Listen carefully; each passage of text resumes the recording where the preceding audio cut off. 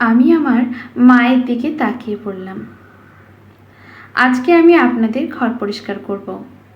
ঘর থেকে সব তেলে পোকা ঝেঁটিয়ে বিদায় করব। আলমারি পরিষ্কার করে সব সুন্দর করে সাজিয়ে রাখব। আমার মা আমার দিকে তাকিয়ে দীর্ঘশ্বাস ফেলে বললেন, বাবা, যাই করিস না কেন কোনো লাভ নেই। তোর বাবা কোনোভাবেই তোর পছন্দের মেয়ের সঙ্গে তোকে বিয়ে দেবে না। তুই জানিস তোর বাবা এলাকার প্রেম বিরোধী কমিটির সভাপতি। সারাদিন প্রেম নিয়ে বিচার সালিশ করেন। কিন্তু আব্বা না প্রেম করে বিয়ে করেছে? মা মুচকি হাসি দিয়ে বলে, এখন তো স্বীকার করা যায় না। কি করবি? আবার তুই পছন্দ করেছিস বরিশালের মেয়ে। তোর আব্বা বলেছে বরিশালের মেয়েকে ছেলের বউ করে ঘরে আনবে না। ঘরের মধ্যে বরিশালের মেয়ে ঘুরে বেড়াবে, কাজের বুয়াদের চিৎকার করে বলবে, ও মনু, ডাইলে লবণ দিছ না দেবা?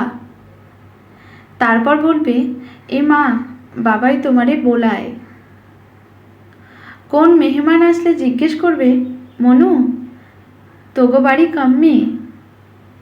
পাশের থেকে আমার ইবলিশ ছোট ভাই বলে, আম্মু, তুমি তো জানো না, ওএমজিকে বরিশালের লোকজন বলে মোর খোদা। আমি ছোট ভাইয়ের দিকে চোখ কটমট করে তাকালাম। বিড়বিড় করে বললাম, হাতি গর্তে পড়লে চামচিকেও লাথি মারে। সে এইবার ৩২ দাঁত বের করে বলে, যাক, অবশেষে তুমি স্বীকার করলে তুমি একটা হাতি। আমি কথা বাড়াই না। বিপদের সময় মুখ বন্ধ রাখতে হয়। আমি আব্বা আম্মার ঘর গুছাতে শুরু করি। আমার আম্মা আবার বলে, শোন, তুই আবার আলমারিতে তোর বাবার টাকা এদিক সেদিক করিস না। তোর বাবা যে কেপ্পন। গতবার আমি তোর ছোট ভাইয়ের বুদ্ধিতে তোর আব্বার ড্রয়ার থেকে টাকা সরিয়ে মনোপলির টাকা রাখছিলাম।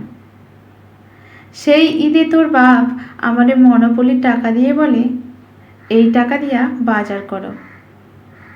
বাপজান, যত দুঃখই পাস, বাপের পকেটে হাত দিস না। আমি অনলাইনে ড্রেস অর্ডার করেছি। তোর বাপ পরে আমার মনোপলির টাকা ধরাই দেবে। বিকেলবেলায় বাপজান আমাকে নিয়ে সালিশে বসেছে।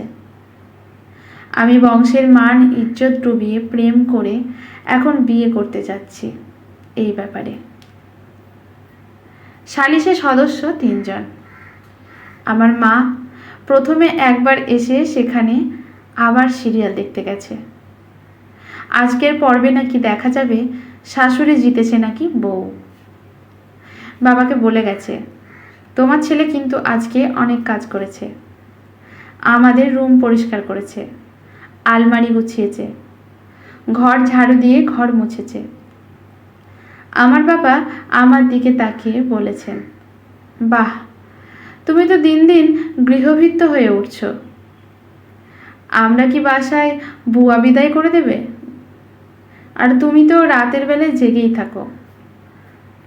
সেই হিসেবে দারোয়ানের চাকরিটাও নিতে পারো। মার্জিনার মা তখন পাশ দিয়ে যাচ্ছিল। সে এক চিৎকার দিয়ে বলে, খালু, আমারে বিদায় কইরেন না। ভাইজান খায়ে কাজে ফাঁকিবাজ। সকালে ঘুম থেকে উঠা নাস্তা দিতে পারবো না।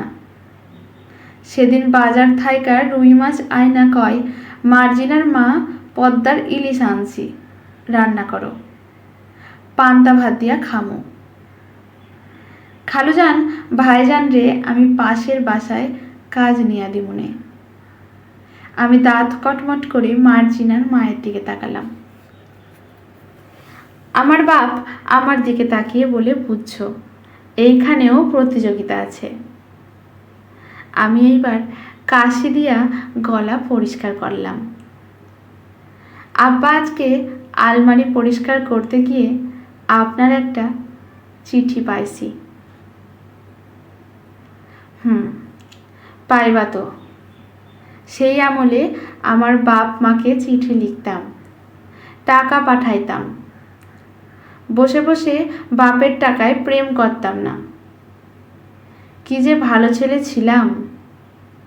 মেয়েরা যে রাস্তায় হাঁটতো সে রাস্তায় আমরা হাঁটতাম না। কার কাছে চিঠি লিখছিলাম, বাপের কাছে না মায়ের কাছে?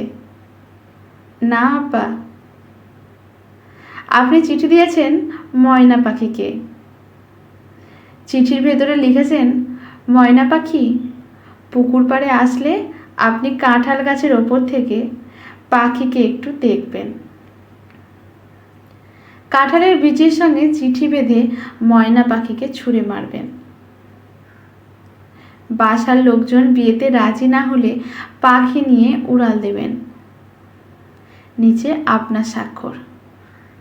বাপজান একটু নড়ে চড়ে বসে। আব্বা, আমি বলছিলাম কি, আপনার এই যে পাখি প্রীতি, এটা তো কেউ জানে না। ভাবলাম এই চিঠি ফেসবুকে পোস্ট দিয়ে সবাই একটু জানলাম পাখির প্রতি আপনার ভালোবাসা। জাহাঙ্গীরনগরে যে পাখি মেলা হয় সেখানে আপনাকে প্রধান অতিথি করে নিয়ে গেলাম। এর মধ্যে মা এসছে। কি ব্যাপার, তুমি চুপ করে আছো কেন? ছেলেকে বুঝিয়েছ যে এই বিয়েতে তুমি রাজি না? কে বলেছে আমি রাজি না? দেখো, ছেলে সাবালক হয়েছে, তাকে বিয়ে দিতে হবে। ছেলে মেয়ে পছন্দ করেছে, আলহামদুলিল্লাহ। বললে না বরিশালের মেয়ে তোমার ছেলেরে বলবে? তোমার বাপে তোমারে বলাইতে লাগছে। ছাদ কইরা যাও। বরিশালের ভাষা এবং সেখানকার লোকজন সব চাইতে মিষ্টি। ভাবছি বৌমার কাছ থেকে বরিশালের ভাষাটাও শিখব। আমিও তোমাকে বলবো। ও মনু, ডাইলে লবণ দিছ নাকি দেবা? আমার মা হাঁ করে আমার বাবাকে দেখছে। তোমার শরীর খারাপ করে নাই তো? আর শুনো, ছেলেকে দিয়ে ঘরদোর পরিষ্কার করাবা না, এতে বিরাট সমস্যা হয়। আমি ছেলে দ্রুত বিয়ের ব্যবস্থা করছি। ধর্মে আছে, সাবালক ছেলের যত দ্রুত বিয়ে দেওয়া যায় ততই মঙ্গল। বাবা উঠে তার রুমে যাচ্ছে। মা আমার দিকে তাকিয়ে বলছে, কিরে, তুই তো হিন্দি সিরিয়াল থেকে কম যাস না। একদিন ঘরদোর পরিষ্কার কইরা বাপের মন জিতে নিছিস। আজকের গল্পটি এখানেই সমাপ্ত। ভালো লাগলে লাইক, শেয়ার, কমেন্ট করে পাশে থাকবেন এরকম নতুন নতুন আরও অনেক গল্প পাওয়ার জন্য। ধন্যবাদ।